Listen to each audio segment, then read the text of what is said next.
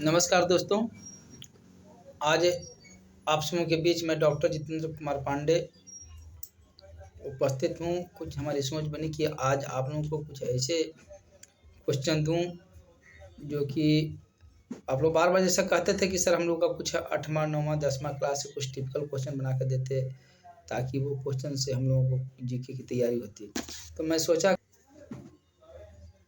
आज आप लोगों को क्लास 8 के बायोलॉजी का कुछ क्वेश्चन ऑब्जेक्टिव में डाल रहा हूं जो इम्पोर्टेंट है। और क्लास 8 में पढ़ने वाले विद्यार्थी लोग मुझे देख रहे होंगे तो उनके लिए तो खैर कहना ही नहीं है, उनकी तो कुछ किताब की बातें हैं। लेकिन ख़ास तौर पर कंपटीशन देने वाले जितने भी विद्यार्थी हैं इसमें, वो आप लोग या साइंस से रिलेटेड जितने भी हैं, मैट्रिक हैं, आईएससी हैं, बीएससी हैं, जितने भी हैं उनके लिए एक बहुत अजूबा प्रश्न का बौछार किया जा रहा है।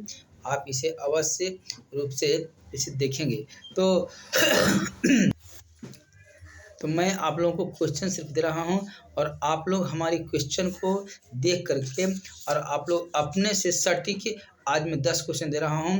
इसके बाद आप कमेंट्स में बताएंगे कि हाँ आपको कैसा लगा।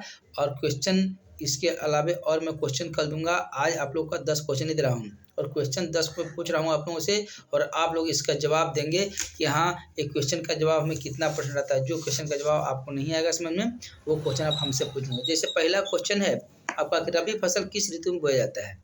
क्लास 8 का क्वेश्चन है कि रबी फसल किस ऋतु में बोया जाता है। तो शायद आप जानते होंगे कि रबी फसल मतलब गेहूं हो गया, चना हो गया, मसूरी हो गया, आपका जितने भी इस सीजन में लगाई जाती है, अभी उसका सीजन है ना। तो अब जान लीजिए आपकी किस सीजन में, किस ऋतु में बोया जाता है। गर्मी है कि जाड़ा है कि बरसात है कि सभी में बोया जा सकता है। तो ये आप इसका आंसर अपने से निकालेंगे।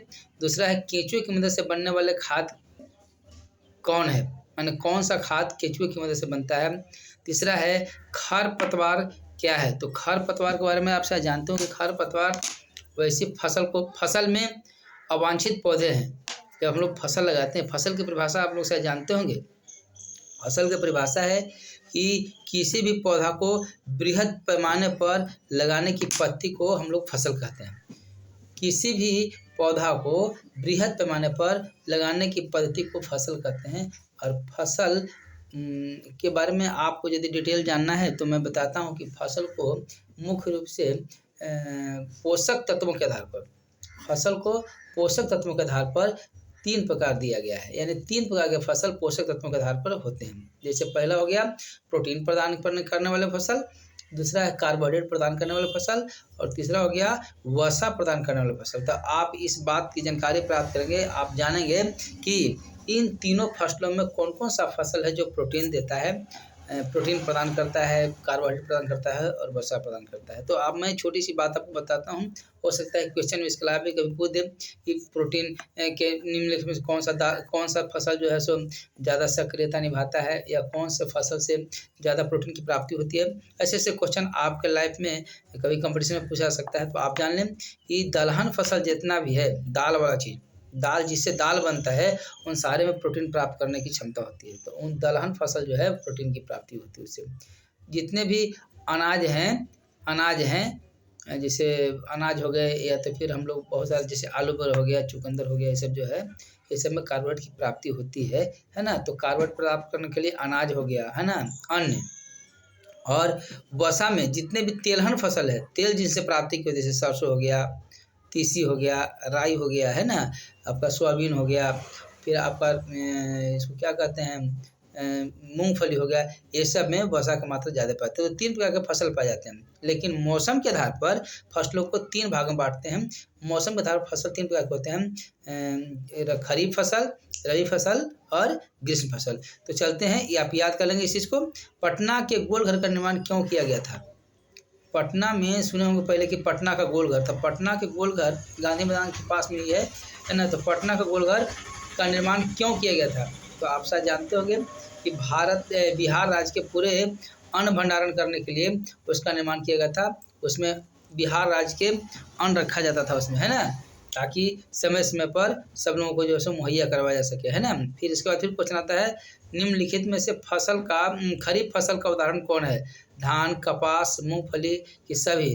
तो इसमें जान लेंगे आप कि कौन होगा। तो कपास जो है खरीफ फसल का भी एक उदाहरण है ना। सूक्ष्म जीवों की खोज किसने की थी? तो सूक्ष्म जीव वैसे जीव जिसे हम नंगे आंखों से नहीं देख सकते हैं, वैसे जीवों को हम लोग सूक्ष्म जीव कहते हैं। तो आपको पता होना चाहिए कि सूक्ष्म जीव में कौन कौन होते हैं। वैसे जीव जो हम लोगों को नंगी आंखों से दिखाई नहीं पड़ते हैं, जैसे बैक्टीरिया हो गया, वायरस हो गया, सब चीज़ सूक्ष्म जीव होते हैं। और उसमें बहुत सारा कैटेगरी है। सूक्ष्म जीव कई प्रकार के होते हैं, जैसे बैक्टीरिया हो गया, वायरस हो गया, फंगी हो गया, है ना, प्रोटोजोआ हो गया, ये सब सूक्ष्म जीव में आते हैं। तो ठीक है, सूक्ष्म जीव का खोज किसने किया था?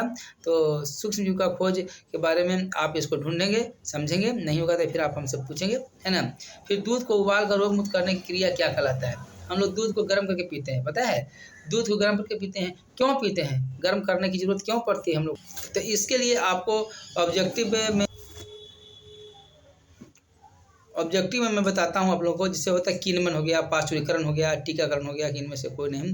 तो उबाल करके पीने की क्रिया, उबाल करके रोग मुक्त करने की क्रिया क्या कहलाता है? आप इसका भी ढूंढेंगे। गेहूं में रस्ट नामक बीमारी का कारण क्या है? गेहूं आप देख रहे हैं, गेहूं में एक बीमारी होती है, गेहूं के फसल में बीमारी होती है जिसका नाम रस्ट है। उसका कारण क्या है? वायरस से होता है कि बैक्टीरिया से होता है कि फंगी से होता है कि प्रोटोजोआ से होता है? इसको भी आप ढूंढेंगे, समझ में आएगी तो ठीक है, नहीं तो फिर आप हमारे साथ आप बात करेंगे, मैं आपको बताऊंगा, ठीक है। मलेरिया रोग किससे कारण होता है? अब मलेरिया जो रोग होता है, आप सुने होंगे मलेरिया रोग, डेंगू रोग, तो ये सभी जो है सूक्ष्म जीव के कारण होता है। लेकिन सूक्ष्म जीव में अब हमको देखना है कि मलेरिया जो रोग होता है वो किसके कारण होता है? वायरस के कारण होता है कि बैक्टीरिया का होता है कि प्रोटोजोआ कारण होता है कि इंसेक्ट का कारण होता है? तो चलिए मैं आपको बताता हूँ। हो सकता है यह जो है क्वेश्चन कुछ आप लोगों को भारी लगे। तो यह जो है प्लाज्मोडियम के कारण होता है। अब विशेष आप लोग अपनी जानकारी प्राप्त करेंगे। प्लाज्मोडियम कहाँ पाया जाता है, इसके अगले वीडियो में बताऊँगा आप लोग कि प्लाज्मोडियम क्या करता है, कैसे होता है। और 10वां क्वेश्चन आपको है, मैं 10 क्वेश्चन का वादा किया था बोलने के लिए। 10वां क्वेश्चन है आप लोग का कि बीसीजी का टीका किस रोग के लिए प्रयोग किया जाता है? बच्चों को बीसीजी का टीका पड़ता है, टीकाकरण के दौर में पड़ता है टीका। तो उसमें बीसीजी का टीका किस रोग के लिए प्रयोग किया जाता है, इसका भी जवाब आप ढूंढ लेंगे। यह जो है सो बीपीएससी वाला में कई एक बार पूछा भी है। BPSC Bihar public service commission की जो एग्जाम होती है उसमें भी एक क्वेश्चन पूछता है कि बीसीजी का टीका किस रोग के लिए प्रयोग किया जाता है। इसका भी होगा आपका ऑप्शन में मिलेगा, हो सकता है कि टेटनस हो गया, टीबी हो गया, पोलियो हो गया, डिप्थीरिया हो गया। तो आप इसमें जो समझ में आएगा आप मिलेंगे फिर अगले दिन, फिर कल मिलते हैं। धन्यवाद दोस्तों।